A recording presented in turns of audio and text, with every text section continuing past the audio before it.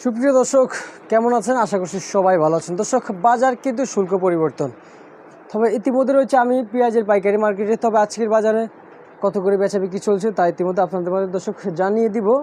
আলু, পেঁয়াজ, আদা, রসুনের পাইকারি বাজার দর্শক। তবে শুল্ক পরিবর্তন হওয়ার পিছনে কিন্তু কিছুটা কারণ থাকে। বাজারে কিন্তু বেশ কিছুদিন ধরে কিন্তু ঈদকে যে ঈদুল আজহাকে সামনে রেখে কিন্তু অনেকের কিন্তু গরুর বাজারে গেছিলো অথবা অন্য জায়গায় গেছিলো, কিন্তু পেঁয়াজের বাজার অনেকে কিন্তু আসা হয় নাই।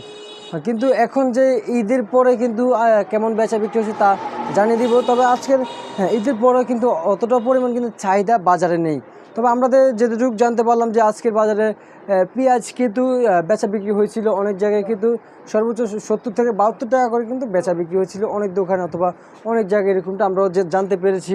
তবে এদিকে দেখতে পাচ্ছেন আলু কিন্তু আছে পিছনে, কিছুটা আমদামি আছে, অতটা কিন্তু আমদামি নেই আলুর বাজারে। তবে আজকের বাজারে আলু 47 টাকা থেকে 48 টাকা পর্যন্ত কিন্তু বেচা বিক্রি হয়েছে পাইকারি বাজার দর্শক। তবে এদিকে আমরা দেখতে পাচ্ছি যে সকল আমাদের বৃহত্তম যে ফরিদপুরের যে রসুনটা দেখতে পাচ্ছেন, এটা কিন্তু ফরিদপুর রসুন।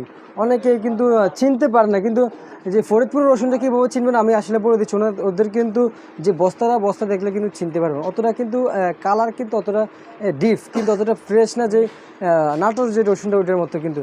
তবে আমি একটু বলে দিচ্ছি কত করে বেচা বিক্রি চলছে। 100 কিন্তু 75 টাকা করে কিন্তু, আর 170 টাকা পর্যন্ত কিন্তু বেচা বিক্রি হচ্ছে বাজারে যে সকল ফরিদপুর রসুনটা। তবে এদিকে আদার বাজারটা কিন্তু অনেকে বলেছেন যে আকাশ ছুঁয়ে গেছে, গরিবের সাধ্যের বাইরে চলে গেছে, এরকমটা আমরা যে জানতে পেরেছি, এরকমটা আমাদেরকে জানিয়েছেন। তবে একটু উপর থেকে দেখাই। তবে আজকের বাজার কিন্তু চায়না আদা কিন্তু বেচা বিক্রি হচ্ছিল কিন্তু 240 টাকা থেকে 260 টাকা করে কিন্তু বাজার বেচা বিক্রি হচ্ছে দর্শক। এই ছিল আমার আজকের পেঁয়াজ, আলু, আদার পাইকারি মার্কেট থেকে সর্বশেষ খবর। সবাই ভালো থাকবেন, সুস্থ থাকবেন। সবাইকে জানাই আসসালামু আলাইকুম।